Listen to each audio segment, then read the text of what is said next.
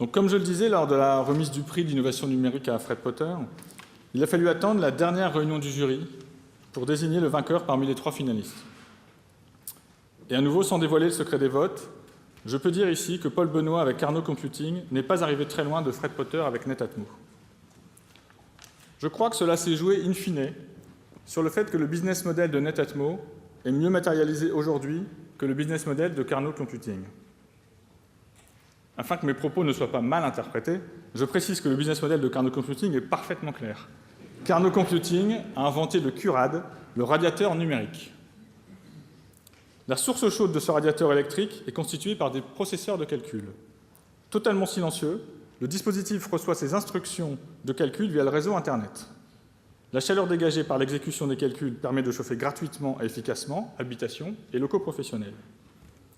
Structurellement économique de par sa conception, la puissance de calcul proposée par Carnot Computing est offerte à un prix bien inférieur à toutes les offres existantes hébergées dans les data centers. Il fallait y penser quand même. En effet, elle permet de chauffer gratuitement les locaux équipés de QRAD, puisque la vente de calcul aux entreprises privées permet à Carnot Computing de prendre à sa charge l'intégralité de la facture électrique de la machine. C'est simple. Comme vous pouvez le constater, ce business model est tellement en rupture qu'il faudra sans doute encore un peu de temps à Carnot Computing pour percer comme cette société le mérite.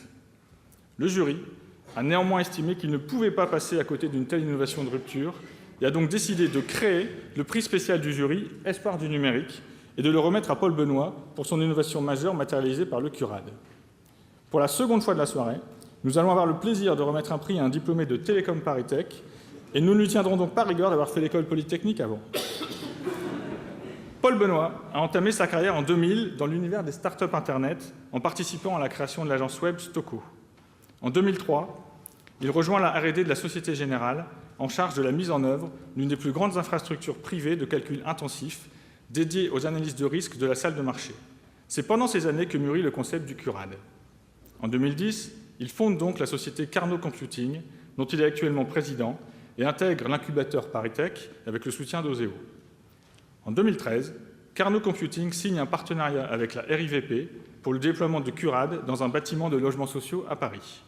Une première vitrine qui, nous l'espérons, permettra à Carnot Computing d'aller jusqu'au bout de ses rêves et d'équiper un jour, pourquoi pas, des millions de logements et de bureaux.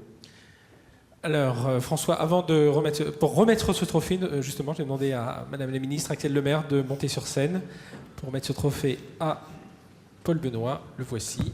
Puis Paul. Alors, on peut l'applaudir.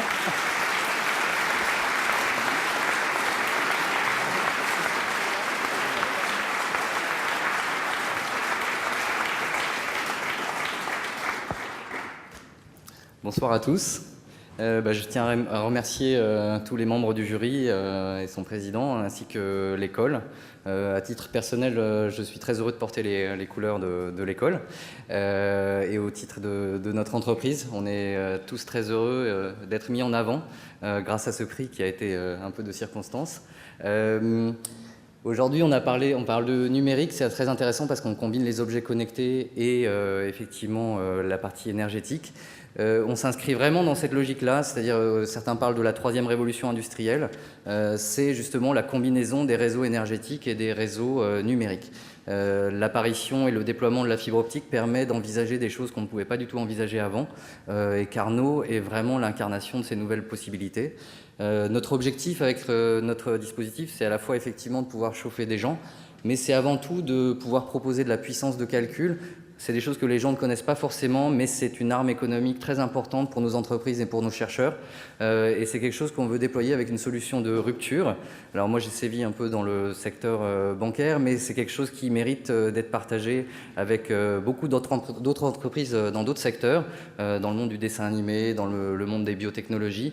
Et un des axes de développement, c'est vraiment de pouvoir proposer une solution de calcul qui est à la fois économique et écologique pour nos entreprises et nos chercheurs.